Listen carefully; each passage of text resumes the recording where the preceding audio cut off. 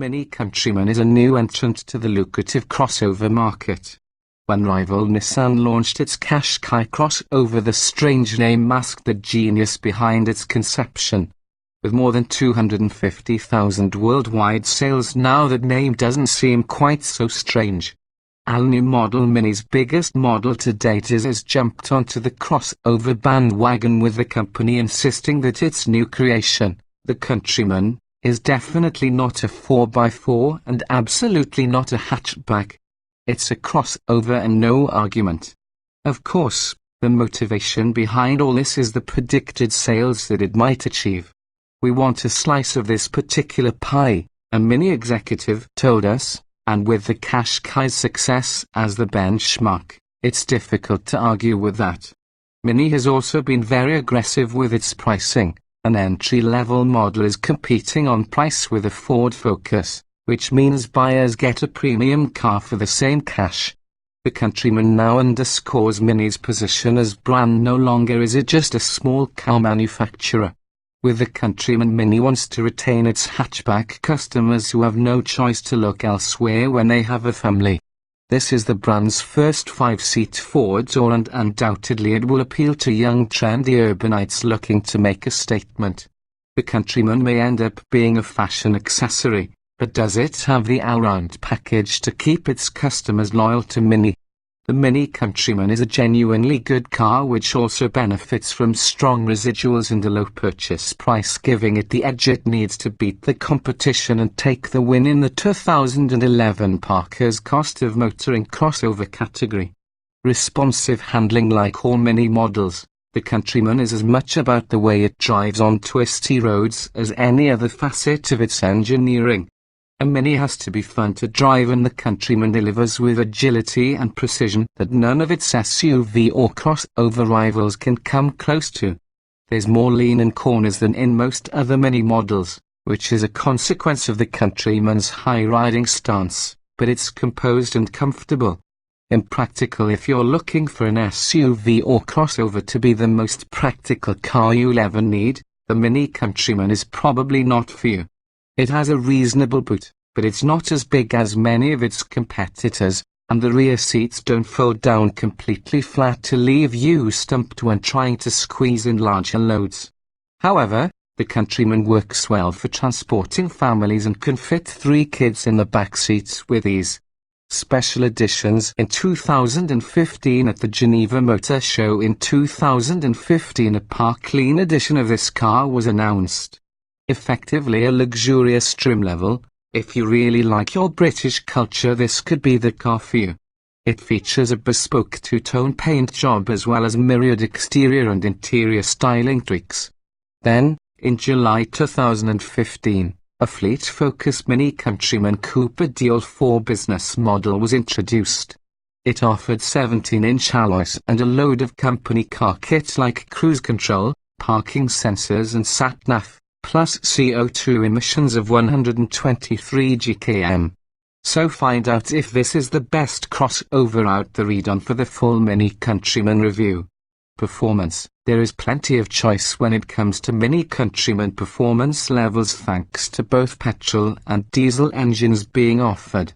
Petrol engines. All of the petrol engine used in the Mini Countryman are 1.6-litre units and come in 98, 122 and turbocharged 184 bhp forms.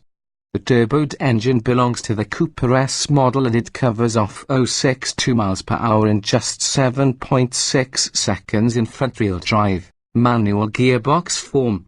Choose the 4-wheel drive, automatic version, and 062 mph takes a more leisurely 8.3 seconds. The 98 bhp engine used in the 1 model is short on puff, so the 122 bhp Cooper model is the better all-rounder. Only the Cooper S model is available in front or 4-wheel drive, the other engines sticking with front drive only. The John Cooper Works model arrived in September 2012 and is a 218 bhp version of the Cooper S's 1.6-litre petrol turbo engine to deliver 062 miles per hour in 7.0 seconds and a top speed of 140 miles per hour. Diesel engines. The Mini Countryman 1D is a 1.6-litre 90 bhp turbodiesel engine that drives the front wheels and sees off 062 miles per hour in 12.9 seconds while returning 64.2 miles per gallon and just 115 gkm of carbon dioxide emissions. However, this engine struggles on faster stretches of road, so the 112 bhp version of the Cooper D is a better bet as it offers 062 miles per hour in 10.9 seconds and much more midriff muscle. However, the best diesel is the 2.0-litre motor with 143 bhp and bags of shove throughout the rev range. It provides 062 miles per hour in 9.3 seconds with a 6-speed manual gearbox, 9.5 seconds with the auto, and is a refined, swift cruiser. Parker's recommends, so long as your budget can stretch to it, the 2.0-litre turbodiesel of the Cooper SD is the pick of the engines thanks to its economy, emissions and punchy performance. Handling. Yes, the legendary go-kart handling. Mini's hallmark, and it's fair to say that the Countryman still has these characteristics. Yes, you get a fair bit of body lean into the corners and, yes, you are in an elevated driving position, but it still has that pointiness that is part and parcel of other Mini models. It is agile, and if you enter a bend quickly, it'll respond accordingly without needing too much correction. The handling on the all-wheel drive diesel that we tested didn't differ that much from the two-wheel drive version, but it did over that extra smidgen of grip that the Mini purist will require. The system offers a 5050 split of power between the front and back wheels, but it can transfer all the power to one end if the road conditions change and the system detects slippage. All this is done automatically. There's no 4x4 button to press. The steering is nicely weighted but doesn't deliver quite enough feel to make the Countryman a real driver's car, but the brakes are solid and gear changes positive, although a little notchy when moving vertically up or down a gate.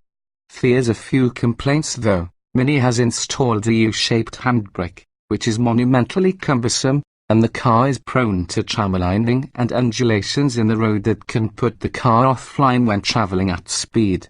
Equipment. Mini Countryman trims. As is the case with all the different models, Mini Countryman equipment levels vary depending on which trim level you choose. The Countryman starts with the 1 and then progresses through Cooper and onto Cooper S models. Each offers something distinct from the others, and there is also the choice of 6-speed manual or automatic gearboxes.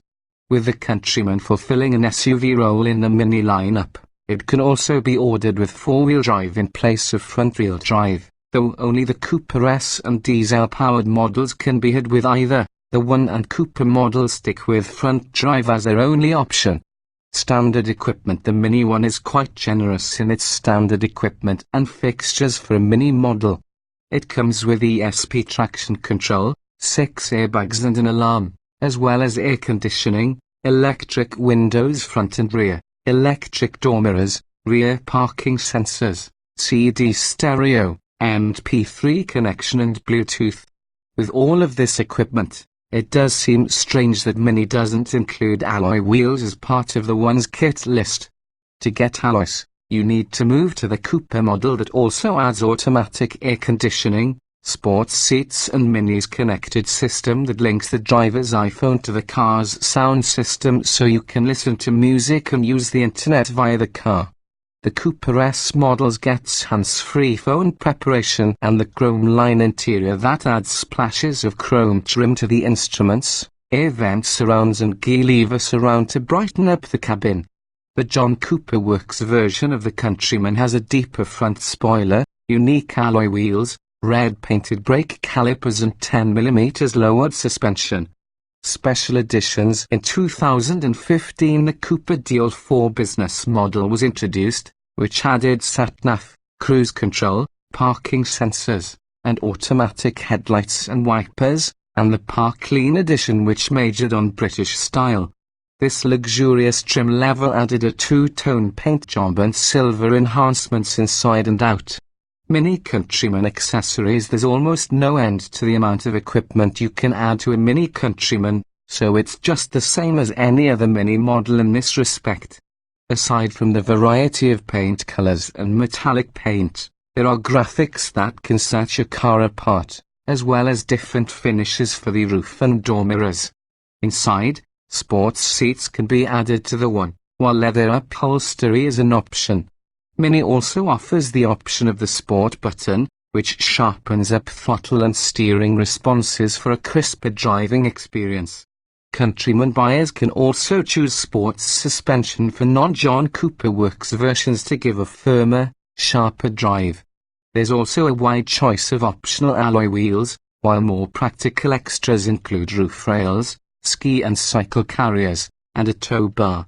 Inside, the rear seat can ordered as a two-seat arrangement with a central storage rack from the front extending all the way through the rear cabin. Comfort. Sadly, Mini Countryman comfort levels are not its strong point. The ride does get a little busy because the car is pretty stiff like every other Mini really. It's not unbearable, but rear seat passengers might start to look a little queasy on poorly surfaced country lanes and potted city streets after 30 minutes of driving. Although the high driving position is welcome, the seats are on the firm side. They are better than those on other Minis, but back sufferers might find them somewhat uncomfortable. Both cars we tested were noisy, particularly the diesel, which sounded unreasonably agricultural. Inside we experienced buzzing from the rear of the car, which was irritating, and overall wind and road noise suppression was inadequate. The Countryman has a tinny ambience, and although you might consider that all part of the charm, we don't. Practicality. This is a surprisingly practical 5-door car if you have a couple of young kids to ferry around each day. The rear seats can slide backwards and forwards and the back angle can be adjusted too. At their full extent, there's plenty of legroom for rear seat passengers and, predictably, for a crossover there's a lot of headroom too. There's a 350-litre boot, which can be increased to 1,170 litres when you fold the rear seats down. That's pretty good. The Nissan Qashqai offers 410 litres with seats up, but only 860 litres of total load space. The Countryman is not quite as good as a Ford Focus, though it has 385 litres with seats up and 1,247 litres with seats down, but this is a Mini, which has never been considered a paragon of practicality. There's also a clever panel behind the rear seats that can be folded down to create a flat floor. Without it, the boot floor is sunken, but the rear seats cannot be folded totally flat because there is a very slight angle. You can either have a 5-seat version with 3 seats in the back or a 4-seater with an extended central rail running down the middle where you can attach all manner of things such as a mobile phone holder, a sunglasses case holder, cup holder, and if you are of a flashy disposition, an iPad holder. Depending on the rear seat configuration, you can fold them down in a 60 hours 40 minutes split for 3 rear seat passengers, and the backrests, by contrast, can be arranged in a 40 hours 20 minutes 40 seconds split for extra flexibility. Safety. The Mini Countryman safety levels are impressive and reinforced by the full 5 stars it qualified for in the Euro NCAP safety rating tests. And there's more than enough safety equipment on a standard model to give you peace of mind.